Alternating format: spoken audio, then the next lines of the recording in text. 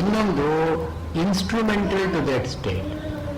ಯಾವುದರಿಂದ ನಾವು ಸಮಾಧಿಗೆ ಬರ್ತೀವೋ ಅದು ಸಮಾಧಿ, ಯಾವುದರಲ್ಲಿ ನಾವು ನೆಲೆಗೊಳ್ಳುತ್ತೀವೋ ಅದು ಸಮಾಧಿ ಅಂತನೂ ಎರಡು ಅರ್ಥಗಳನ್ನು ಕೊಟ್ಟು 27ರವರೆಗೆ ಈ ಸಮಾಧಿಯಲ್ಲಿ ನಾವು ಯಾವ ಯಾವ ಪ್ರಕಾರಗಳನ್ನು ಬಳಸಿ ನಾವು ಮನಸ್ಸನ್ನು ಒಂದು ನೆಲೆಯಲ್ಲಿ ನಿಲ್ಲಿಸಬಹುದು ಅದನ್ನು ಹೇಳಿದರು. ಇದರಲ್ಲಿ ಸವಿತರ್ಕ, ನಿರ್ವಿತರ್ಕ, ಸವಿಚಾರ, ನಿರ್ವಿಚಾರ ಅಂತ ಒಂದು ಎಣಿಕೆ ಬರುತ್ತೆ. ಸ್ಥೂಲವಾಗಿ ನಾವು ಅದನ್ನು ಸಮಾಧಿಯನ್ನು ಸವಿಕಲ್ಪ, ನಿರ್ವಿಕಲ್ಪ ಅಥವಾ ಸಂಪ್ರಜ್ಞಾತ, ಅಸಂಪ್ರಜ್ಞಾತ ಅಂತ ವಿಭಾಗ ಮಾಡ್ತೀವಿ ಸಮಾಧಿಯನ್ನು. ಇದು ಸಮಾಧಿಯ ಸ್ಥಿತಿಯನ್ನು ಹೇಳತಕ್ಕಂಥ ವಿಚಾರ. ಆದರೆ ಸಮಾಧಿ ಪ್ರಕಾರವನ್ನು, ಕಾರಣವನ್ನು ಹೇಳಬೇಕಾದ್ರೆ ಇಲ್ಲಿ ಸವಿತರ್ಕ, ನಿರ್ವಿತರ್ಕ, ಸವಿಚಾರ, ನಿರ್ವಿಚಾರ ಅಂತ 4 ಬೇರೆ ಬೇರೆ ಸ್ಟೇಜಸ್ ಹೇಳ್ತಾರೆ. ಈ ಸ್ಟೇಜಸ್ಸಲ್ಲಿ ಮುಖ್ಯವಾದ ಐಡಿಯಾ ಏನು ಅಂದರೆ ಆಲಂಬನ. ಯಾವುದನ್ನು ನಾವು ಆಶ್ರಯಾಗಿಟ್ಟುಕೊಂಡು ಸಮಾಧಿಯ ಕಡೆ ಪ್ರಯತ್ನ ಪಡ್ತೀವೋ ಅದು ಆಲಂಬನ ಅಂತ ಅನ್ನಿಸ್ಕೊಳ್ಳುತ್ತೆ. ಮುಂದಿನ ಸೂತ್ರದಲ್ಲಿ 28ರಲ್ಲಿ ಸ್ವಪ್ನಿದ್ರಾ ಜ್ಞಾನಾಲಂಬನಂ ವಾ, ಈ ಆಲಂಬನ ಅಂತನ್ನೋ ಮಾತು ಅಲ್ಲಿ ಬರುತ್ತೆ. ಮುಂದೆ 41, 42ರಲ್ಲಿ ಸವಿತರ್ಕ ಸಮಾಪತ್ತಿ, ಮಾತ್ರ ನಿರ್ಭಾಸ, ನಿರ್ವಿತರ್ಕ ಅಂತ ನಿರ್ವಿತರ್ಕ, ಸವಿಚಾರ ಮುಖ್ಯ ಮುಂದೆಲ್ಲ ಇದು ಬರುತ್ತೆ. ಇದು ಇಲ್ಲೇನೆ ಈ ಆಲಂಬನ ಅಂತ ಅನ್ನೋದರಲ್ಲೇನೆ ಈ 4 ವಿಭಾಗಗಳು ಇಲ್ಲೇ ತಿಳ್ಕೊಳ್ಬೇಕಾದದ್ದು. ಇವಾಗ ಮನಸ್ಸು ಅದರ ಸ್ವಭಾವ ಕೇವಲ ಸತ್ವ ಆದ್ದರಿಂದ ಮತ್ತು ವ್ಯಾಪನಶೀಲವಾದದ್ದರಿಂದ ಅದನ್ನು ನಾವು ಒಂದು ನೆಲೆಯಲ್ಲಿ ಇಟ್ಕೊಳ್ಳಬೇಕು ಅಂದರೆ ಏನಾದರೂ ಒಂದು ಆಸರೆ ಬೇಕು. ನೀರಿದ್ದ ಹಾಗೆ ಮನಸ್ಸು ಅಂತನೋ ನೀರಿದ್ದ ಹಾಗೆ. ನೀರು ಕೈಯಲ್ಲಿ ಬೊಗಸೆಯಲ್ಲಿ ಹಿಡಿದರೂ ಬೊಗಸೆ ಅದಕ್ಕೆ ಆಧಾರ, ಒಂದು ಪಾತ್ರೆಯಲ್ಲಿ ಇಟ್ಟರೂ ಪಾತ್ರೆ ಅದಕ್ಕೆ ಆಧಾರ. ಆದರೆ ಯಾವುದಾದ್ರೂ ಒಂದು ಇಟ್ಟರೇನೆ ನೀರನ್ನು ಉಳಿಸ್ಕೊಳ್ಳೋದು. ಇಲ್ಲಿ ನೀರು ಹರಿದು ಹೋಗುವಂಥ ಸ್ವಭಾವ. ಆದ್ದರಿಂದ ಮನಸ್ಸು ಅಂತನ್ನೋದು ಹೀಗೆ ಇರುತ್ತೆ, ಸರಣಶೀಲ. ಅಂದರೆ ಹೊರದು ಹೋಗೋದೇ ಅದರ ಸ್ವಭಾವ. ಇವತ್ತು ಈ ವಿಷಯ, ಆ ವಿಷಯ, ಇಟೊಂದು ವಿಷಯ, ಮತ್ತೊಂದು ವಿಷಯ, ಹೀಗೆ ಒಂದೊಂದು ವಿಷಯಗಳ ಕಡೆಯೂ ಮನಸ್ಸು ಹೋಗ್ತಾ ಇರುತ್ತೆ. ಒಂದು ಕಡೆ ಮನಸ್ಸು ಹಿಡಿಯಬೇಕು ಅಂದರೆ ಏನಾದರೂ ಒಂದು ಪಾತ್ರೆಯನ್ನು ನಾವು ಇಟ್ಕೊಳ್ಬೇಕು, ಏನಾದರೂ ಒಂದು ವಿಷಯವನ್ನು ನಾವು ಇಟ್ಕೊಳ್ಬೇಕು. ಇದನ್ನು ಆಲಂಬನ ಅಂತ ಕರೀತಾರೆ. ಆಲಂಬನ ಅಂದ್ರೆ ಆಸರೆ, ಅದನ್ನು ಇಟ್ಟು ಇಲ್ಲಿ ಹಿಂದೆ ಈಶ್ವರ ಪ್ರಣಿಧಾನ ಅದ್ವಾ ಅಂತ ಹೇಳಿದ್ರು. ಅಲ್ಲಿ ಈಶ್ವರ ಅಂತ ಒಂದು ಆಸರೆ, ಪ್ರಾಣಾಯಾಮದಲ್ಲಿ ಒಂದು ಆಸರೆ. ಈ ಆಸರೆ ಮನಸ್ಸಿನ ಆಸರೆ, ಮನಸ್ಸಿನ ಆಶ್ರಯ, ಮನಸ್ಸಿನ ಆಲಂಬನ. ಇದನ್ನು ಏನು ಹೇಳ್ತಾರೆ? ಸವಿತರ್ಕ ಮೊದಲನೇದು. ವಿತರ್ಕ ಅಂತನ್ನುವ ಮಾತ್ರದಲ್ಲಿ ತರ್ಕ ಅಂದರೆ ಅನಾಲಿಸಿಸ್, ವಿತರ್ಕ ಅಂದರೆ ಡೀಟೇಲ್ ಅನಾಲಿಟಿಕಲ್ ಪ್ರೊಸೀಜರ್. ಇದರ ವಿಷಯ ಇದು ಅಂತ ಅಲ್ಲಿಗೆ ನಿಲ್ಲಿಸ್ತೇನೆ. ಇದು ಹೇಗೆ ಬಂತು, ಮುಂದೆ ಹೇಗೆ ಹೋಗುತ್ತೆ, ಇದರ ಭೂತಕಾಲದ ಪ್ರತ್ಯಯ ಏನು, ಭವಿಷ್ಯತ್ ಕಾಲದ ಪ್ರತ್ಯಯ ಏನು, ಈಗಿರೋದರಲ್ಲಿ ಇದರ ಮುಖ್ಯ ಲಕ್ಷಣ ಯಾವುದು, ಗೌಣವಾದ ಲಕ್ಷಣಗಳು ಯಾವುದು, ಇದರ ಪ್ರಯೋಜನ ಏನು ಇತ್ಯಾದಿಯಾಗಿ ಮನಸ್ಸು ಈ ಒಂದು ವಿಚಾರದ ಮೇಲೆ ತರ್ಕಕ್ಕೆ ಅನುಗುಣವಾಗಿ, ಅಂದರೆ ಏನು, ಪೂರ್ವ ಸಿದ್ಧವಾದಂತಹ ಕಲ್ಪನೆಗಳು ಈ ತರ್ಕದಲ್ಲಿ ಇರೋದು. ಯಾವುದೋ ಒಂದು ಸಿಸ್ಟಮ್ ಇದು ಆಲ್ರೆಡಿ ಇದೆ, ಅದರ ಬೇಸಿಸ್ ಮೇಲೆ ನಾವು ಇದನ್ನು ಅಳದು ತೂಗಿ ಆ ಸ್ವರೂಪ ಏನು, ಪ್ರಯೋಜನ ಏನು ಅಂತ ಅರ್ಥ ಮಾಡೋದು. ಅದರಲ್ಲೂ ಮನಸ್ಸಿನ ಪೂರ್ವವೃತ್ತಿಗಳು, ಸ್ಮರಣೆ, ಇದನ್ನೇ ಆಧಾರವಾಗಿಟ್ಟುಕೊಂಡು ವಸ್ತುವಿನ ಬಗ್ಗೆ ನಾವು ಆಲೋಚನೆ ಮಾಡಿದರೆ ಇದು ಸವಿತರ್ಕ ಅಂತ ಅನಿಸ್ತದೆ. ಸ ಅಂದರೆ ಸಹಿತ, ಅಲಾಂಗ್ ವಿತ್ ವಿತರ್ಕ. ವಿತರ್ಕದ ಜೊತೆಗೂಡಿ ಅದೇನು ಒಂದೇ ವಿಷಯವನ್ನು ಆಲೋಚನೆ ಮಾಡ್ತಾ ಇದ್ದೀವಿ ನಾವು. ಆದರೆ ಈ ವಿಷಯವನ್ನು ಆಲೋಚನೆ ಮಾಡುವಾಗ ಒಂದು 10-100 ವಿಷಯಗಳೆಲ್ಲ ಅದರಲ್ಲಿ ಒಂದು ಸೇರಿಕೊಳ್ಳುತ್ತೆ. ನಾವು ನಮ್ಮ ದೃಷ್ಟಿಯಲ್ಲಿರೋದು ಒಂದೇ ಆದರೂ ಕೂಡ ವಿತರ್ಕ ಮಾಡುವಾಗ ಉಳಿದು ಎಲ್ಲವೂ ಬರುತ್ತೆ. ಇದು ನಮಗೆ ಸಹಜವಾದ ಪ್ರಕ್ರಿಯೆಯೇ. ಸಾಮಾನ್ಯವಾಗಿ ನಾವು ಇದನ್ನು ಮಾಡೋದೇ. ಆದ್ದರಿಂದ ಇದನ್ನೇ ಒಂದು ಮೊದಲನೆಯ ಸೋಪಾನವಾಗಿಟ್ಟುಕೊಂಡು ಸವಿತರ್ಕ ಸಮಾಧಿ. ಅದೇನೋ ಯಾರಿಗೋ ಏನೋ ಒಂದು ಕಷ್ಟ ಬಂದಿರುತ್ತೆ. ಆ ಕಷ್ಟವನ್ನೇ ಕುರಿತು ಆಲೋಚನೆ ಮಾಡ್ತಾ ಇರ್ತಾನೆ. ಇದರಿಂದ ಇದು ಹೇಗೆ, ಅದು ಹೇಗೆ, ನನಗೇನಾಗುತ್ತೆ, ಮುಂದೆ ಏನಾಗುತ್ತೆ, ಇನ್ನೊಬ್ಬರಿಗೆ ಏನಾಗುತ್ತೆ, ಬೇರೆಯವ್ರಿಗೆ ಏನಾಗುತ್ತೆ, ಇದರಿಂದ ನಾನು ಹೇಗೆ ಪರಿಹಾರ ಮಾಡಿಕೊಳ್ಬೋದು, ಇದನ್ನೇ ಒಂದು ವರಿ ಅಂತನ್ನಿ. ಒಂದು ಕಾನ್ಸ್ಟೆಂಟ್ಲಿ ಅಟೆಂಟಿವ್ ಟು ಇಟ್, ಅಂದರೆ one is constantly attentive to it. ಇದು ಒಂದು ರೀತಿಯ ಸಮಾಧಿ ಅಂತ ಇವ್ರು ಹೇಳೋದು. ಇದು ಸಮಾಧಿಯೇ ಇದು. ಅಂದ್ರೆ ಏನು, ಆ ವಿಷಯ ಬಿಟ್ಟು ಬೇರೆ ಬೇರೆ ಮನಸ್ಸು ಹೋಗ್ತಾ ಇಲ್ಲ. ಈ ಸಮಾಧಿ ಹಾಗೇನೆ. ಆದರೆ ಈ ವಿಷಯದಲ್ಲಿ ಮನಸ್ಸು ಲಯ ಆಗಿಲ್ಲ. ಮನಸ್ಸು ಮೋರ್ ಆಕ್ಟಿವ್ ದೇನ್ ಎವರ್. ಯಾಕೆಂದ್ರೆ ಇದರಿಂದ ಪರಿಹಾರ ಕಂಡುಹಿಡ್ಕೊಳ್ಬೇಕು, ಇದರ ಸೋರ್ಸ್ ಏನು ಅಂತ ತಿಳ್ಕೊಳ್ಬೇಕು, ಇದರ ಸ್ವರೂಪ ಏನು ಅಂತ ತಿಳ್ಕೊಳ್ಬೇಕು. ಇವೆಲ್ಲ ಒಂದು mind is over active with regard to a constant thing, whether it is proper or not. ಅದು ಉಚಿತವೋ ಅನುಚಿತವೋ, whether it is uncalled for, ಅದೆಲ್ಲ ಕನ್ಸಿಡರೇಷನ್ ಅಲ್ಲ. Mind is A present engaged in it. ಈ ಹೊತ್ತಿನಲ್ಲಿ ಅದು ಸಮಾಧಿಯೇ. ಅವನು ಅಥವಾ ಒಂದು ಲವ್, ಒಂದು ಪ್ರಣಯ ಅಂತೆಲ್ಲ ಹೇಳ್ತಾರೆ. ಯಾರ್ದೋ ವಿಷಯ ಕುರಿತು ಆಲೋಚನೆ ಮಾಡ್ತಾ ಇರ್ತೀವಿ. ಅದೊಂದು ಸಮಾಧಿಯೇ. ಅದು ಭಾವ ಸಮಾಧಿ ಅಂತಂತೀವಿ ನಾವು. ಮನಸ್ಸಿನ ಸಮಾಧಿ, ಇಮೋಷನಲ್. ಹೀಗೆ ಯೋಗದಲ್ಲಿ ಸಹಜವಾದ ಪ್ರಕ್ರಿಯೆಗಳನ್ನೇ ಅನುಸರಿಸಿ ಯೋಗದ ವಿಧಾನಗಳು. ಯೋಗದಲ್ಲಿ ಹೊಸದು ಅಂತ ಏನಿಲ್ಲ. ದೇಹಕ್ಕೆ ಯಾವುದು ಸಹಜವಾದದ್ದು ಇದನ್ನೇ ಇಟ್ಟುಕೊಂಡು ಯೋಗ. ಪ್ರಾಣಾಯಾಮವೇ ಆಯಿತು, ಆಸನವೇ ಆಯಿತು. ಇವೆಲ್ಲ ಸಾಮಾನ್ಯವಾಗಿ ದೇಹಕ್ಕೆ ಒಂದು ಆಸನ ಅಂತ ಇರಲೇಬೇಕು. ಆಸನ ಇರಲೇ ಸಾಧ್ಯ ಇಲ್ಲ. ಇದಿರುವಾಗ ಇನ್ನೊಂದು ಸ್ವಲ್ಪ ಸ್ಪೆಷಲ್ ಆಗಿ ಮಾಡಿ ಇದನ್ನ ದೇಹಕ್ಕೆ ಇನ್ನಷ್ಟು ಅನುಕೂಲ ಆಗುತ್ತೆ. ಪ್ರಾಣಾಯಾಮದಲ್ಲಿ ಉಸಿರಾಟ ಸಾಮಾನ್ಯವಾಗಿ ಮಾಡೋದೇ ನಾವು. ಉಸಿರಾಟದಲ್ಲಿ ಈ ಏರಿಗಿಂತ ಕೂಡ ಸ್ವಲ್ಪ ಪ್ರಯತ್ನ ಪಟ್ಟರೆ ಅದು ಸ್ವಲ್ಪ ಜಾಸ್ತಿ ಪ್ರಾಣವಾಯು ಹೆಚ್ಚಾಗಿ ಬರೋದು, ಪ್ರಾಣವಾಯು ಹೊರಗೆ ಹೋಗೋದು, ಇದೆಲ್ಲ ಅಂದ್ರೆ ಏನು, ಯೋಗದಲ್ಲಿ ಪ್ರಕೃತಿ ಸಿದ್ಧವಾದ ವ್ಯಾಪಾರಗಳನ್ನೇ ಅನುಸರಿಸಿ ಯೋಗದಲ್ಲಿ ಪ್ರಕ್ರಿಯೆ. ಆದ್ದರಿಂದ ಇದೂ ಕೂಡ ಈ ಸವಿತರ್ಕ ಸಮಾಧಿ ಅಂತ ಅನ್ನೋದು ಕೂಡ ಯೋಗದಲ್ಲಿ ಸಾಮಾನ್ಯವಾಗಿ ವ್ಯವಹಾರದಲ್ಲಿ ಇರುವಂತಹ ವಿಷಯಗಳನ್ನೇ ಅನುಸರಿಸಿ ನಾವು ಮಾಡ್ತಾ ಇರೋದು. ಆದ್ದರಿಂದ ಲೋಕದಲ್ಲಿ ನಾವು ಏನನ್ನು ಅನುಭವಿಸ್ತೀವೋ, ಈ ಭಾವ ಸಮಾಧಿ ಅಥವಾ ಒಂದು ಚಿಂತೆ, ಇದನ್ನೇ ಅನುಸರಿಸಿ ಇಲ್ಲಿ ಮಾಡತಕ್ಕದ್ದು. ಇಲ್ಲಿ ಮಾಡಿದಾಗ ಮನಸ್ಸಿನ ವ್ಯಾಪಾರ ಅದು ಪ್ರತಿಕೂಲ ಅಂತ ಅನಿಸುತ್ತೆ. ಅಂದ್ರೆ ಏನು, ನಾವು ಪ್ರಯತ್ನ ಪಡ್ತಿರೋದು ಏನೋ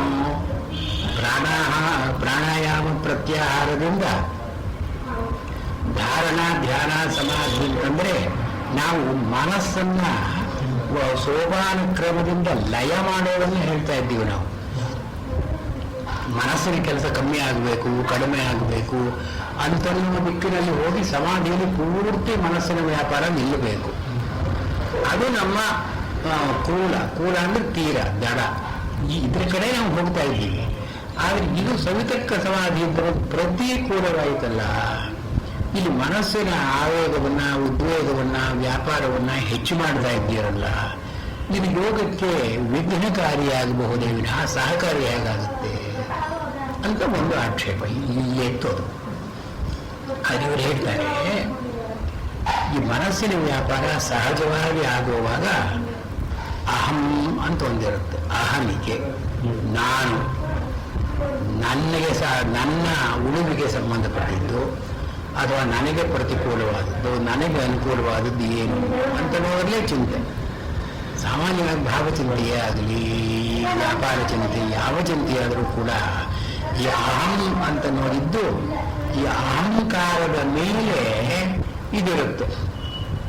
ಅಹಂಕಾರದ ಮೇಲೆ ಮಮಕಾರಗಳಿದ್ದು ಇದರಲ್ಲಿ ರಾಗದ್ವೇಷಾದಿಗಳು ಕೂಡುತ್ತೆ.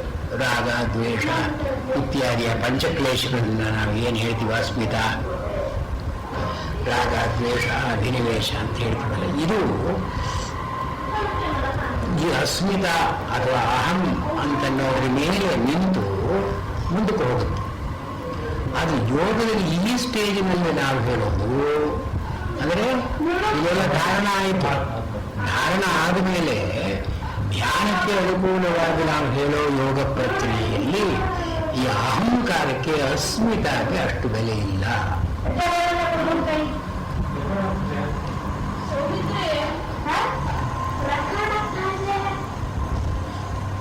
ಈ ಅಸ್ಮಿತಾ ಅಥವಾ ಅಹಂ ಅಂತನ್ನೋದಕ್ಕೆ ಇಲ್ಲಿ ಆಸ್ಪದ ಇಲ್ಲ. ನಾವು ಈ ಅಹಂ ಅಂತನ್ನೋದನ್ನ ಮೇಲೆತ್ತಿ ನಿಲ್ಲಿಸ್ತಾ ಇಲ್ಲ. ಮತ್ತು ಈ ಸವಿತರ್ಕಕ್ಕೆ ನಾವು ಏನು ವಿಷಯವನ್ನು ಹೇಳ್ತೀವೋ ಈ ವಿಷಯ ನಮ್ಮ ಭಾವಕ್ಕೆ ಸಂಬಂಧಪಟ್ಟಿದ್ದಲ್ಲ. ಇಲ್ಲಿ ಏನು ಸವಿತರ್ಕಕ್ಕೆ ಏನೋ ಒಂದು ಅಲ್ಲೀಶ್ವರ ಪ್ರಣಿಧಾನ ಅಂತ ಹೇಳಿದ್ರಲ್ಲ, ಒಂದು ದೇವರ ವಿಗ್ರಹ ಅಥವಾ ಒಂದು ಶಾಲಿಗ್ರಾಮ ಶಿಲೆ ಅಥವಾ ಒಂದು ಬಾಣಲಿಂಗ ಅಥವಾ ಒಂದು ಯಂತ್ರ, ಇದರಲ್ಲಿ ಮನಸ್ಸನ್ನು ಇಟ್ಟು ಮನಸ್ಸನ್ನು ಇದರಲ್ಲಿ ಹರಿಸೋದು. ಇದರಲ್ಲಿ ಹೀಗೆ ಮಾಡುವಾಗ ಈ ಅಹಂಕಾರ ಮಮಕಾರಗಳಿಗೆ ಆಸ್ಪದ ಇಲ್ಲ. ಈ ಅಹಂಕಾರ ಮಮಕಾರಗಳಿಗೆ ಆಸ್ಪದ ಇದ್ರೆ ಮನಸ್ಸು ಇನ್ನಷ್ಟು ಬಲಗೊಳ್ಳುತ್ತೆ, ಮನಸ್ಸಿನ ವ್ಯಾಪಾರಕ್ಕೆ ಇನ್ನಷ್ಟು ಒತ್ತಾಸೆ ಸಿಗುತ್ತೆ. ಅದನ್ನು ಕಳೆದು ಬಿಟ್ರೆ ಮನಸ್ಸು ತಾನೇ ಲಯವಾಗುವ ಸ್ಥಿತಿಗೆ ಬರುತ್ತೆ. It is naturally built in the mind to dissolve itself, not to gather strength, which happens when ego, ನನಗೂ, ನನ್ನ ಭಾವ, ನನ್ನ ಇಮೋಷನ್ಸು ಇದೆಲ್ಲ ಇದ್ದರೆ mind gets built up, mind ಒಂದು ಆಶ್ರಯ ಸಿಗುತ್ತೆ. ಆದ್ದರಿಂದ ಇದು ಈ ಸಮಾಧಿಯ ಕಡೆ ಹೋಗೋದಕ್ಕೆ ಪ್ರತಿಕೂಲ ಅಂತ ಏನು ಹೇಳೋ ಹಾಗಿಲ್ಲ, ಅನುಕೂಲವಾಗಿಯೇ ವ್ಯವಹಾರ ಮಾಡುತ್ತೆ ಇದು. ಆದ್ದರಿಂದ ಇಲ್ಲಿ ಸವಿತರ್ಕ ಸಮಾಧಿಯನ್ನು ನಾವು ಸಾಮಾನ್ಯವಾಗಿ ಮನಸ್ಸಿನ ಗೀಳು ಅಂತನ್ನೋದಕ್ಕೆ ನಾವು ಸಮೀಕರಣ ಮಾಡಬೇಕಾಗಿಲ್ಲ, ಈಕ್ವೇಟ್ ಮಾಡಬೇಕಾಗಿಲ್ಲ. ಇದು ಇಟ್ಸ್ ಎ ಸ್ಪೆಷಲ್ ಪ್ರಾವಿಸೋ. ಇದರಲ್ಲಿ ಏನು ಹೇಳ್ತಾರೆ, ಶಾಸ್ತ್ರಾಧ್ಯಯನಂ ಬಿಂಬ ಪೂಜಾವ ಧ್ಯಾನ ನಿತ್ಯಶ್ಯ. ಧ್ಯಾನ ಅಂತನ್ನೋ ಮಾತಿಗೆ ಒಂದು ಶಾಸ್ತ್ರವನ್ನು ಕುರಿತು ಓದ್ತೀವಿ ನಾವು. ಅದರಲ್ಲಿ ಚರ್ಚೆಗಳೆಲ್ಲ ಬರುತ್ತೆ, ತರ್ಕ ಇರುತ್ತೆ, ಬುದ್ಧಿಶಕ್ತಿಯನ್ನು ಉಪಯೋಗಿಸಬೇಕಾಗುತ್ತೆ. ಹೀಗೆಲ್ಲ ಮಾಡುವಾಗ ಇದು ಸಾಮಾನ್ಯವಾದ ಚಿಂತೆ ಅಲ್ಲ. ಇದು ಈ ವಿತರ್ಕನೇ ಬೇರೆ. ಶಾಸ್ತ್ರಾಧ್ಯಯನ ಮಾಡುವಾಗ ನಾವು ಸರಿಯಾದದ್ದು ಯಾವುದು, ತಪ್ಪಾದದ್ದು ಯಾವುದು, ನಮಗೆ ನಮ್ಮ ಸಾಧನೆಗೆ ಅನುಕೂಲವಾಗುವುದು ಯಾವುದು, ಸಾಧನೆಗೆ ಪ್ರತಿಕೂಲವಾಗುವುದು ಯಾವುದು, ಇದನ್ನೆಲ್ಲ ನಾವು ಆಲೋಚನೆ ಮಾಡ್ತಾ ಇರೋದರಿಂದ ಇದು ಸಮಾಧಿಗೆ ಆರಾಧ ಉಪಕಾರಕ. ಆರಾಧಂದ್ರೆ ದೂರದಿಂದ ನಮಗೆ ಉಪಕಾರ ಮಾಡುತ್ತೆ, ಆರಾಧ ಉಪಕಾರಕ. ಇದು ಸವಿತರ್ಕ. ಸವಿತರ್ಕ ಅಂತ ನೋಡಿದ್ರೆ ಮೂರ್ತಿಯನ್ನೇ ಕುರಿತು ಆಲೋಚನೆ ಮಾಡಿದ್ರೆ ಅದರ ಸೌಂದರ್ಯವನ್ನು ಕುರಿತು ನೋಡ್ಬೋದು. ಎಷ್ಟು ಸುಂದರವಾಗಿದೆ ಮೂರ್ತಿ, ಯಾವ್ಯಾವ ಆಯುಧಗಳಿದೆ ಕೈಯಲ್ಲಿ, ಮುಖದ ಲಕ್ಷಣ ಹೇಗಿದೆ, ಆ ಭಂಗಿ, ನಿಂತಿರುವ ಭಂಗಿ ಹೇಗಿದೆ, ವಾಹನ ಏನು, ಇವನ್ನೆಲ್ಲ ಕುರಿತು ಆಲೋಚನೆ ಮಾಡೋದು. ಇದೇ ನಾವು ಸಹಸ್ರನಾಮವನ್ನು ಹೇಳುವಾಗ, ದೇವರ ಪೂಜೆ ಮಾಡುವಾಗ ಇದನ್ನೆಲ್ಲ ನಾವು ಪ್ರತ್ಯೇಕವಾಗಿ ಬಿಡಿಸಿ ಹೇಳ್ತೀವಿ ನಾವು. ಅದರಿಂದ 1 ಗಂಟೆ ನಾವು ದೇವರ ಪೂಜೆ ಮಾಡಿದ್ರೆ 1 ಗಂಟೆ ಸವಿತರ್ಕ ಸಮಾಧಿಯೇ ಅದು. ಸವಿತರ್ಕಕ್ಕೆ ಬೇರೆ ಎಲ್ಲದಕ್ಕೆ ಮನಸ್ಸನ್ನು ಬಿಡದೇನೆ ಇದರ ಒಂದು ಕಡೆ ಮಾತ್ರ ಮಾಡತಕ್ಕದ್ದು. ಆದ್ದರಿಂದ ಶಾಸ್ತ್ರಾವಿಮರ್ಶನಂವ, ಶಾಸ್ತ್ರವನ್ನು ನಾವು ಅಧ್ಯಯನ ಮಾಡೋದಾಗಲಿ ಅಥವಾ ಬಿಂಬೋಪಾಸನೆಯಾಗಲಿ ಈ ಸಮಾಧಿಗೆ ಸಹಕಾರಿಯಾಗುತ್ತೆ. ಆದ್ದರಿಂದ ಇದು ತ್ಯಾಜ್ಯ ಅಂತ ಹೇಳಬಾರ್ದು, ಸಮಾಧಿಗೆ ಪ್ರತಿಕೂಲ ಅಂತ ಹೇಳಬಾರ್ದು. ಮತ್ತೆ ಇದರಲ್ಲಿ ನಿರ್ವಿತರ್ಕ ಅಂತ ಮುಂದಿನಲ್ಲಿದೆ. ಈ ನಿರ್ವಿತರ್ಕ ಅಂದ್ರೆ ಮನಸ್ಸು ಇದರ ಕಡೆ ಆಲೋಚನೆ ಮಾಡ್ತಾ ಇದೆ, ಆದರೆ ಈ ತರ್ಕದ ಚೌಕಟ್ಟಿಲ್ಲ. ತರ್ಕದ ಚೌಕಟ್ಟಿನಲ್ಲಿ ಸರಿಯಾದದ್ದು ಯಾವುದು ಅಂತ ನಿಶ್ಚಯ ಮಾಡುವಂತಹ ಒಂದು ಪ್ರವೃತ್ತಿ ಇದೆ. ನಾವು ಶಾಸ್ತ್ರವನ್ನು ಓದುವಾಗ ಒಂದು ಪೂರ್ವಪಕ್ಷ ಅಂತಿರುತ್ತೆ, ಸಿದ್ಧಾಂತ ಅಂತಿರುತ್ತೆ. ಅದು ಅಂದರೆ ಸತ್ಯ ಯಾವುದು ಇದರ ಅನ್ವೇಷಣೆ ಮಾಡಿಕೊಂಡು ಹೋಗೋದು ಶಾಸ್ತ್ರ. ಉದ್ದೇಶಂ ಲಕ್ಷಣ ಪರೀಕ್ಷಾ ಚೇತಿ. ಈ ಶಾಸ್ತ್ರದಲ್ಲಿ ಪ್ರಕ್ರಿಯೆಗಳೇನು, ಒಂದು ಪರೀಕ್ಷಾ ಅಂತ ಅನ್ನೋದು ಮುಖ್ಯವಾಗಿ ಬರುತ್ತೆ. ಪರೀಕ್ಷೆ ಮಾಡೋದು, ಈ ಪರೀಕ್ಷೆ ಮಾಡುವ ಪ್ರವೃತ್ತಿಯಲ್ಲಿ ಮನಸ್ಸು ಹೊರಗೆ ಹೋಗ್ತಾ ಇದ್ರೂ ಕೂಡ ಒಂದು ಚೌಕಟ್ಟಿನಲ್ಲಿ ನಿಲ್ಲುತ್ತೆ. ಈ ಮೂರ್ತಿಯಲ್ಲಿ ಮೊದಲು ಪಾದೋಪಾಸನೆ ಅಂತ ಮಾಡ್ತೀವಿ, ಆ ಪಾದದಿಂದ ಮುಂದಕ್ಕೆ ಹೋಗೋದು, ಹೀಗೂ ಇದೆಲ್ಲ ಒಂದು ಸೋಪಾನ ಕ್ರಮ. ಈ ಎರಡನೆಯರಲ್ಲಿ ನಿರ್ವಿತರ್ಕದಲ್ಲಿ ಈ ಕ್ರಮ ಇಲ್ಲ.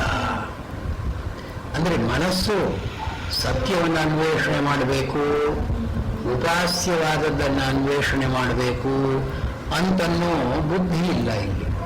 ಮತ್ತು ಈ ತ್ರಿಪುಟಿ 3 ವಿಧವಾಗಿ ವಿಭಾಗ ಮಾಡತಕ್ಕಂತಹ ಕ್ರಮ ಏನು? ಜ್ಞಾತ, ಜ್ಞೇಯಂ, ಜ್ಞಾನಂಚೇತಿ. ತಿಳ್ಕೊಳ್ತಕ್ಕ ಮನುಷ್ಯ, ತಿಳಿಯಬಡತಕ್ಕಂಥ ವಸ್ತು, ತಿಳುವಳಿಕೆ, ಇದು. ಅಥವಾ ಉಪಾಸನೆ ಮಾಡತಕ್ಕ ಉಪಾಸಕ, ಉಪಾಸನೆಗೆ ಯೋಗ್ಯವಾಗಿರತಕ್ಕಂಥ ಒಂದು ಬಿಂಬ ಉಪಾಸ್ಯ, ಇವೆರಡನ್ನು ಕೂಡಿಸ್ತಕ್ಕಂಥ ಒಂದು ಉಪಾಸನೆ. ಇದು ತ್ರಿಪುಟಿ ಅಂತ 3 ವಿಧವಾಗಿ ಮನಸ್ಸು 3 ವಿಧವಾಗಿ ಒಡೆಯುತ್ತೆ ಇಲ್ಲಿ. ನಾನು ಇದನ್ನು ಸೇರತಕ್ಕಂಥ ಒಂದು ಪ್ರಸಂಗ, ಪ್ರಮೇಯ. ಈ ತ್ರಿಪುಟಿ ವಿಭಾಗ ಇದ್ದರೆ ಸವಿತರ್ಕ. ನಿರ್ವಿತರ್ಕದಲ್ಲಿ ಈ ತ್ರಿಪುಟಿ ಭಾವನೆ ಇಲ್ಲ. ಈಗ ಇದಕ್ಕೇನು ಹೇಳ್ತಾರೆ, ಶಾಕ್ತ ಸಂಪ್ರದಾಯದಲ್ಲಿ ದೇವರ ಪೂಜೆಯನ್ನು ಮೊದಲು ಮಾಡಬೇಕಾದ್ರೆ ತಸ್ಯ ಏವಾಹಂ, ನಾನು ದೇವರಿಗೆ ಸೇರಿದವನು, ತಸ್ಯ ಏವ ಅಹಂ, ಅವನ ಆರಾಧಕನೇ ನಾನು. ಅದೇನೋ ಅವನು ಬೇರೆ ಆಯಿತು, ಅವನು ಥರ್ಡ್ ಪರ್ಸನ್, ನಾನು ಅಂತ ಉತ್ತಮ ಪುರುಷ ಅಂದರೆ ಫಸ್ಟ್ ಪರ್ಸನ್ನೇ. ಅದಕ್ಕೆ ಸೇರಿದವನು ನಾನು ಅಂದರೆ ಅದು ಬೇರೆ, ನಾನು ಬೇರೆ. ನನಗೂ ಅದಕ್ಕೂ ಇರತಕ್ಕಂಥ ಸಂಬಂಧ ಹೀಗೆ ಸ್ವಾಮ್ಯ. ನಾನು ಅದಕ್ಕೆ ಸೇರಿದವನು, ಅದಕ್ಕೆ ಸೇರಿದವನು ನಾನು, ಇದು ಸ್ವಾಮ್ಯ ಸಂಬಂಧ. ಇನ್ನು ಮುಂದಿನ ಹಂತದಲ್ಲಿ ತವ ಏವಾಹಂ, ನಾನು ನಿನ್ನವನೇ ಅಂದ್ರೆ ಅಲ್ಲಿ ಥರ್ಡ್ ಪರ್ಸನ್ ಅಲ್ಲ, ಎದುರಿಗೆ ಮುಖಾಮುಖಿಯಾಗಿ ನಿಂತು ನಿನ್ನವನು ನಾನು, ತವ ಏವ ಅಹಂ, ನಿನ್ನವನು ನಾನು ಅಂದ್ರೆ ಏನು? Direct address. ತಸ್ಯ ಏವಾಹಂ ಅಂತ ಅನ್ನೋದು ನಾನು ಬೇರೆಯವ್ರಿಗೆ ಹೇಳೋ ಮಾತು, ಆದರೆ ತವ ಏವಾಹಂ ಅಂತ ಅನ್ನೋದು ಇದಕ್ಕೆ ಹೇಳೋ ಮಾತು. ನೀನು ಸ್ವಾಮಿ, ನಾನು ದಾಸ, ನಿನಗೂ ನನಗೂ ನೇರವಾದ ಸಂಬಂಧ ಇದೆ. ಇವು ಎರಡನೇದು. ಅಂದ್ರೆ ಏನು? ಅಲ್ಲಿ ಪೂರ್ತಿ ಸವಿತರ್ಕವೇ, ಇಲ್ಲಿ ಅರ್ಧ ಸವಿತರ್ಕ. ಇದು ತವ ಏವಾಹಂ ಅಂತ. ಮೂರನೆಯದು ತ್ವಮೇವಾಹಂ, ನೀನೇ ನಾನು ಅಂತನ್ನುವಾಗ ದೇವತರ್ಕ. ಅಲ್ಲಿ ತ್ರಿಪುಟಿ ಇಲ್ಲ, ಅಲ್ಲಿ ಇಲ್ಲಿ ಒಂದು ಭೇದ ಅಂತನ್ನೋದಿಲ್ಲ. ಆದ್ದರಿಂದ ಸವಿತರ್ಕಕ್ಕೂ ನಿರ್ವಿತರ್ಕಕ್ಕೂ ಏನು ವ್ಯತ್ಯಾಸ? ಎರಡನ್ನೂ ಮನಸ್ಸಿನ ವ್ಯಾಪಾರ ಇದೆ. ಮನಸ್ಸಿನಲ್ಲಿ ಆಗತಕ್ಕಂಥ ಸಹಜವಾದಂಥ ಕ್ರಿಯೆಗಳು ಇವೆ. ಆದರೆ ಆ ಸವಿತರ್ಕದಲ್ಲಿ ಇರತಕ್ಕಂಥ ಒಂದು ತಾರ್ಕಿಕ ಚೌಕಟ್ಟು ಇವರಲ್ಲಿ ಇಲ್ಲ. ಅನ್ವೇಷಣೆ ಮಾಡುವವರೆಗೂ ಭೇದ ಅಂತಿದೆ. ಅನ್ವೇಷಣೆಯಾಗಿ ನೀನೇ ನಾನು ಅಂತ ಉಪಾಸನೆ ಮಾಡುವಾಗ ಭೇದ ಇಲ್ಲ. ಈ ನಿರ್ವಿತರ್ಕ ಸಮಾಧಿಯಲ್ಲಿ ಮನಸ್ಸಿನ ಅನ್ವೇಷಣ ಕ್ರಿಯೆ ಇಲ್ಲ. ಅಂದ್ರೆ ಏನು? Directed activities of the mind. ಯಾವುದೋ ಒಂದು ಐಡಿಯಾ ಆರ್ ರೀಸನ್ ಆರ್ ಕಾಸ್ ಇದನ್ನು ಇಟ್ಕೊಂಡು ಮನಸ್ಸನ್ನ ಪ್ರೇರಣೆ ಮಾಡತಕ್ಕಂತಹ ಸ್ಥಿತಿ ಇಲ್ಲಿಲ್ಲ. ಮತ್ತೆ ಏನಿದೆ ಮುಂದಿನ ಸ್ಟೇಜ್ನಲ್ಲಿ ಏನಿದೆ ಅಂದ್ರೆ ಸವಿಚಾರ. ವಿಚಾರ ಅಂತಂದ್ರೆ ಚರಿ ಅಂತ ಧಾತು. ಚರ ಅಂದ್ರೆ ಓಡಿಯಾಡೋದು ಅಂತಂದ್ರೆ ಚರತಿ. ಇಲ್ಲಿ ವಿಚಾರತಿ, ಆ ವಿ ಅಂತ ಉಪಸರ್ಗಕ್ಕೆ ವಿಶೇಷವಾಗಿ ಅಂತ ಅರ್ಥ. ವಿಶೇಷವಾಗಿ ಓಡಿಯಾಡುತ್ತೆ. ಅಂದ್ರೆ ತರ್ಕಕ್ಕೂ ವಿಚಾರಕ್ಕೂ ಏನು ವ್ಯತ್ಯಾಸ ಏನು ಹೇಳ್ತೀರಿ? ಎರಡನ್ನೂ ಮನಸ್ಸು ಓಡಾಡುತ್ತೆ, ಅದರಲ್ಲೂ ಓಡಾಡುತ್ತೆ, ಇದರಲ್ಲೂ ಓಡಾಡುತ್ತೆ. ಮತ್ತು ಇದನ್ನ ಮೂರನೇ ಸ್ಟೇಜ್ ಅಂತ ಯಾತಕ್ಕೆ ಹೇಳ್ತಾ ಇದ್ದೀರಿ ಅಂದ್ರೆ ಈ ತರ್ಕಕ್ಕಿಂತ ಇದು ಹೇಗೆ ಮೇಲು, ಸಮಾಧಿಯ ಕಡೆಗೆ ಇದು ಇನ್ನೂ ಹೆಚ್ಚು ಹತ್ತಿರ ಅಂತ ಹೇಗೆ ಹೇಳ್ತೀರಿ? ಸಾಕ್ಷಾತ್ ಉಪಕಾರಕ ಅಂತಾರೆ. ಅದು ಆರಾಧ ಉಪಕಾರಕ, ದೂರದಿಂದ ಉಪಕಾರ ಮಾಡೋದು. ಇದು ಸಾಕ್ಷಾತ್ ಉಪಕಾರಕ, ನೇರವಾಗಿ ಉಪಕಾರ ಮಾಡೋದು. ಅಂದ್ರೆ ಏನು? ಮನಸ್ಸಿನ ಸ್ವಾಭಾವಿಕವಾದ ಚಲನೆಗಳಿವೆ. ಮನಸ್ಸನ್ನು ನಾವು ಬೇಟ್ ಮಾಡ್ತಾ ಇಲ್ಲ. ಇದನ್ನು ಅನ್ವೇಷಣೆ ಮಾಡು, ಹೀಗೆ ಮಾಡು, ಹೀಗೆ ಮಾಡು, ಯಾವುದೋ ಒಂದು ಶಾಸ್ತ್ರದ ಚೌಕಟ್ಟಿದೆಯಲ್ಲ, ಈ ಚೌಕಟ್ಟು ಇಟ್ಕೊಂಡು ಇದು ಪೂರ್ವಪಕ್ಷ, ಇದಕ್ಕೆ ಸಮಾಧಾನ ಹೇಳಬೇಕು, ಇದು ಆಕ್ಷೇಪ, ಇದಕ್ಕೆ ಉತ್ತರ ಕೊಡಬೇಕು, ಆಮೇಲೆ ಸತ್ಯ ಏನು ಅಂತ ಇಂಥ ಒಂದು ಪೂರ್ವ ಸಿದ್ಧವಾದ ಚೌಕಟ್ಟು ಇಲ್ಲ ಇಲ್ಲಿ. ಮನಸ್ಸು ಆ ಹೊತ್ತಿಗೆ ಹೇಗೆ ತೋರುತ್ತೋ ಹಾಗೆ ಸಹಜವಾಗಿ ವ್ಯಾಪಾರ ಮಾಡುತ್ತೆ. ಅದನ್ನು ನಾವು ನಿರೋಧ ಮಾಡ್ತಾ ಇಲ್ಲ. ಅಷ್ಟೇ ಸವಿಚಾರ. ಸವಿಚಾರದಲ್ಲಿ ನಿರೋಧ ಇಲ್ಲ. ಮನಸ್ಸು ಹೇಗೆ ಬೇಕಾದರೂ ಆಲೋಚನೆ ಮಾಡಿಕೊಳ್ಳುತ್ತೆ. ಅದಕ್ಕೊಂದು ಕಟ್ಟುಪಾಡು ಅಂತ ಇಲ್ಲ. ಇದು ಸವಿಚಾರ. ಅಂದರೆ ಮನಸ್ಸು ಈ ಸ್ಥಿತಿಯಲ್ಲಿ ಬೇಕಾದ ಹಾಗೆ ಅದು ಓಡಾಡುತ್ತೆ, ಬೇಕಾದ ಹಾಗೆ ಚಲನೆ ಮಾಡುತ್ತೆ ಅಂದರೆ ಸಾಮಾನ್ಯ ಮನುಷ್ಯರ ಮನಸ್ಸು ಚಲನೆ ಮಾಡುವ ಹಾಗೆ ಅಂತ ಅಂದ್ಕೊಳ್ಬಾರ್ದು. ಯಾಕಂದ್ರೆ ಈ ಮನಸ್ಸಿಗೆ ಒಂದು ಸಂಸ್ಕಾರ ಬಂದಿದೆಯಲ್ಲ, ಈ ಮನಸ್ಸಿಗೆ ಒಂದು ಒಂದು ಒಂದು ಟ್ರೈನಿಂಗ್ ಆಗಿದೆಯಲ್ಲ. ಆದ್ರೆ ಇಲ್ಲಿ ಮನಸ್ಸು ಸಹಜವಾಗಿ ಅಂದ್ರೆ ಸಂಸ್ಕಾರಗಳಿಗೆ ಅನುಗುಣವಾಗಿ ಮನಸ್ಸು ಹೇಗೆ ಕೆಲಸ ಮಾಡುತ್ತೋ ಹಾಗೆ ಮಾಡಿ, ಅದಕ್ಕೆ ನಾವು ಅಡ್ಡಿ ಮಾಡೋಲ್ಲ. ಮೊದಲು ಸವಿತರ್ಕಗಳು ಏನಾಯಿತು? ಆ ಸಂಸ್ಕಾರಕ್ಕಿಂತ ಹೆಚ್ಚಾಗಿ ಒಂದು ಆಜ್ಞಾ, ಒಂದು ಕಮಾಂಡ್, ಒಂದು ಚೌಕಟ್ಟಿತ್ತು. ಇಲ್ಲಿ ಆ ಚೌಕಟ್ಟು ತೆಗೆದು ಬಿಟ್ಟಿದ್ದೀವಿ. The mind is not directed, but the mind functions naturally. ಈ ನ್ಯಾಚುರಲ್ ಆಗಿ ಹೇಗೆ ನನ್ನಲ್ಲೇ ಒಂದು ರೀತಿ, ನಿಮ್ಮಲ್ಲೇ ಒಂದು ರೀತಿ, ಮೂರನೇ ರೀತಿ, ಅವರವರ ಸಂಸ್ಕಾರಕ್ಕೆ ಅನುಗುಣವಾಗಿ, ಅವರವರ ಸಂಸ್ಕಾರಕ್ಕೆ ಅನುಗುಣವಾಗಿ.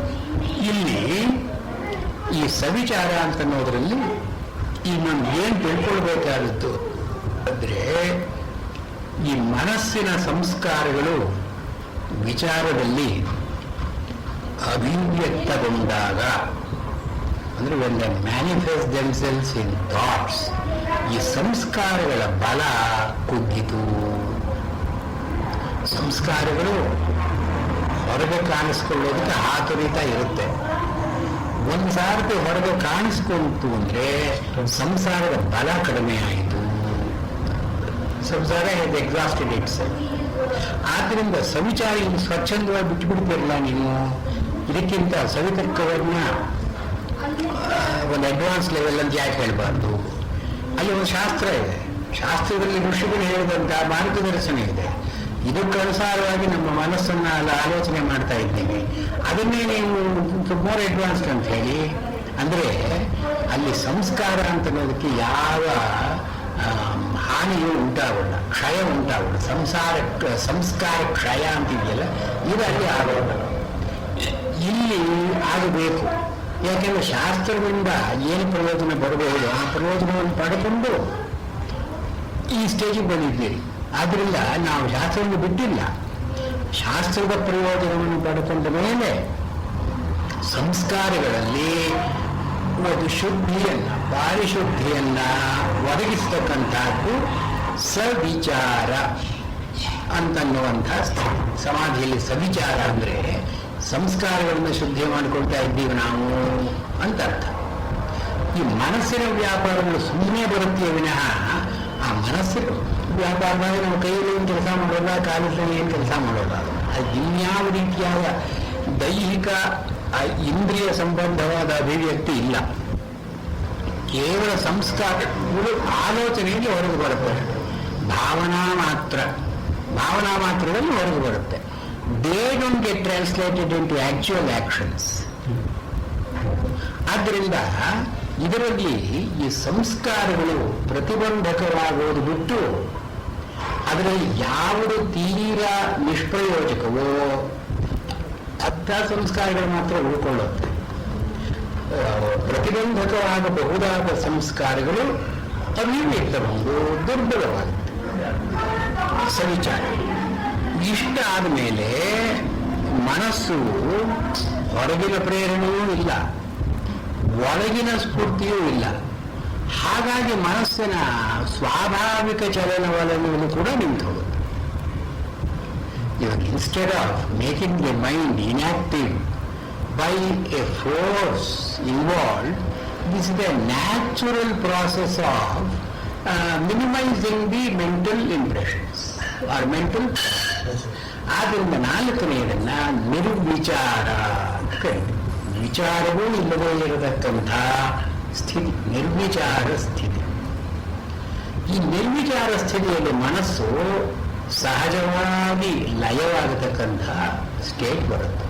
ಇದನ್ನ ಮನೋಲಯ ಅಂತ ಕರೀತೀವಿ. ಮನಸ್ಸು ಲೀನವಾಗುತ್ತೆ. ಲೀನ್ ಅಂತ ಧಾತು. ಲೀನ್ ಅಂದ್ರೆ ಒಂದು ಕಡೆ ಸೇರೋದು, ಮುಳುಗುವುದು, ಪ್ರತ್ಯೇಕವಾಗಿ ಕಾಣಿಸ್ಕೊಳ್ಳದೆ ಇರೋದು ಅಂತ. ಲಯ ಅಂತ ಅದರ ಭಾವನಾ ಲಯ. ಆದ್ರಿಂದ ಇದನ್ನ ಮನೋಲಯ. ಮನಸ್ಸು ಲಯವಾಗುತ್ತೆ, ಅದರ ಮನೋನಾಶ ಅಲ್ಲ.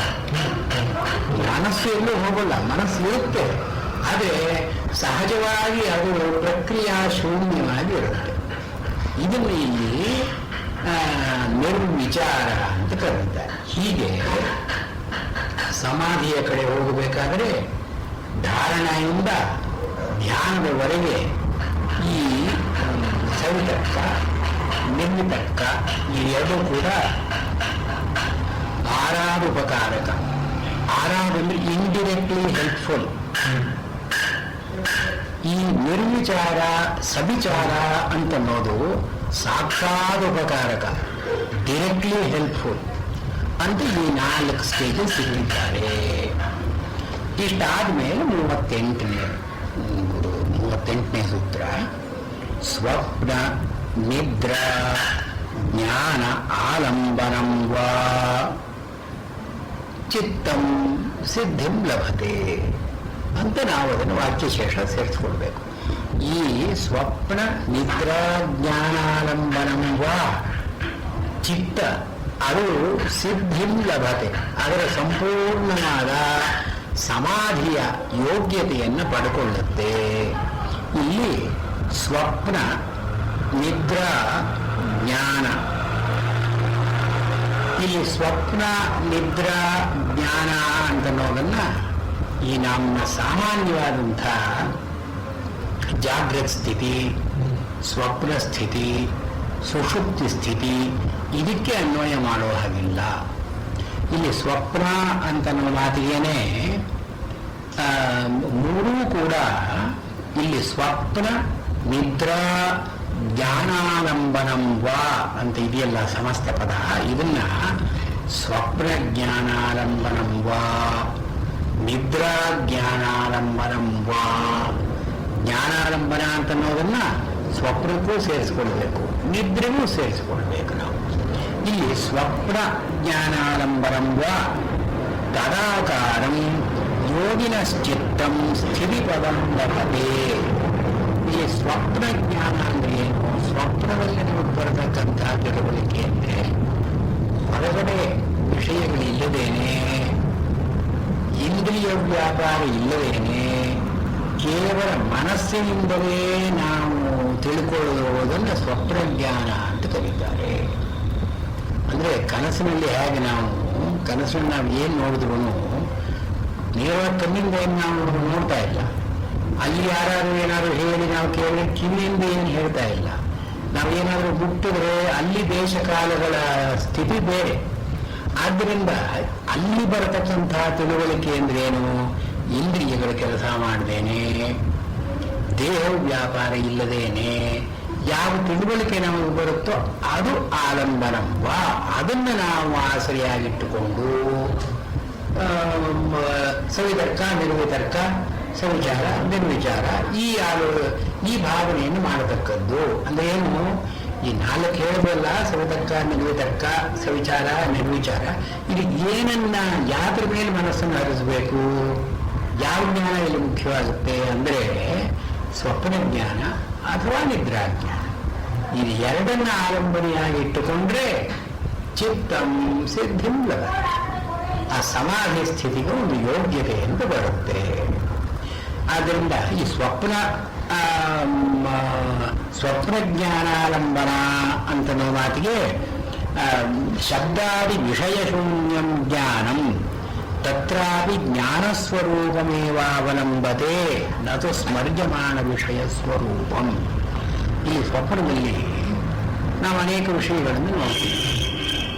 ಎಲ್ಲಿಯೋ ಹೋಗ್ತೀವಿ, ಒಂದು ಆನೆಯನ್ನು ನೋಡ್ತೀವಿ, ಆನೆಯನ್ನು ಕೊಂಡುಕೊಳ್ತೀವಿ, ಆನೆಯನ್ನು ಮೇಲೆ ಹತ್ತೀವಿ, ಆನೆಯನ್ನು ನಡೆಸ್ತೀವಿ.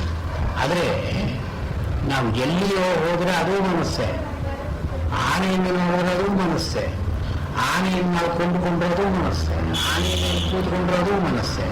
ಅಂದ್ರೆ ಏನು? ಮನಸ್ಸೇ ಅನೇಕ ರೂಪಗಳನ್ನು ತಳೆಕೊಳ್ಳುತ್ತೆ. ಸ್ವಪ್ನದಲ್ಲಿರೋ ಸ್ವಾರಸ್ಯ ಅಷ್ಟೇ. ಅಲ್ಲಿ ಮನಸ್ಸನ್ನು ಬಿಟ್ಟು ಬೇರೆ ವಸ್ತುವೇ ಇಲ್ಲ. ಅಲ್ಲಿ ಎಲ್ಲ ಮನಸ್ಸೇ ಬೇರೆ ಬೇರೆ ರೂಪಗಳನ್ನು ತಳ್ಕೊಳ್ಳುತ್ತೆ. ಈ ಸ್ವಪ್ನ ಜ್ಞಾನಾಲಂಬನ ಅಂದ್ರೆ ಏನು ಅಂದ್ರೆ, ಮನಸ್ಸು ಯಾವ ಯಾವ ವಿಧವಾಗಿ ಅಭಿವ್ಯಕ್ತವಾಗುತ್ತಿದ್ರೂ ಕೂಡ ಇದು ಕೇವಲ ಮನಸ್ಸೆಂದು, ಇಲ್ಲಿ ವಿಷಯಗಳಿಲ್ಲ ಅಂತ ತಿಳುವಳಿಕೆ. ಸ್ವಪ್ನಜ್ಞಾನ ಆಲಂಬನಂಬ, ಇದನ್ನ ಆಲಂಬನ ಮಾಡಿಕೊಂಡು ನಾವು ಏನು ಮಾಡಿಕೊಂಡು ಮನಸ್ಸಿನ ಒಂದು ಕಲ್ಪನೆಯೇ ಅದು. ಮನ ಏವ ಮನುಷ್ಯಾಣ ಕಾರಣಂ ಬಂಧ ಮೋಕ್ಷಯೋ. ಒಂದು ಬಂಧ ಆಗಬೇಕಾದ್ರೆ, ಮೋಕ್ಷ ಆಗಬೇಕಾದ್ರೆ ಮನಸ್ಸೇ ಕಾರಣ. ಮನಸ್ಸಿನಲ್ಲಿರುವ ಸಾಮಗ್ರಿಗಳೇ ನಮಗೆ ಬಂಧಕ, ಹೊರಗಿನಲ್ಲ. ಈ ವಿಷಯ ನಮ್ಮನ್ನು ಬಂಧನ ಮಾಡೋಲ್ಲ. ಈ ವಿಷಯ ಬೇಕು ಅಂತ ನಾನು ಅಂದುಕೊಂಡ್ರೆ ಅದು ಬಂಧನ.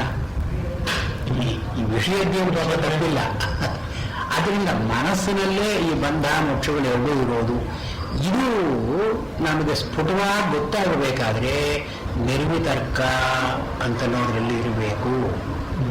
ನಿರ್ವಿತರ್ಕದಲ್ಲಿ ಶಾಸ್ತ್ರದ ಚೌಕಟ್ಟಿದ್ರೂ ಕೂಡ ನಾನು ಆಲೋಚನೆ ಮಾಡುವಾಗ ಇದೆಲ್ಲ ನನ್ನ ಮನಸ್ಸಿನ ಆಲೋಚನೆಗಳು, ಇವೆಲ್ಲವೂ ಮನಸ್ಸಿನ ಪ್ರಕಾರಗಳೇ ಅಂತನ್ನುವುದು ದೃಢವಾಗಿ ಬಂದರೆ ಅದು ಸ್ವಪ್ನ ಜ್ಞಾನಾಲಂಬನಂಬ.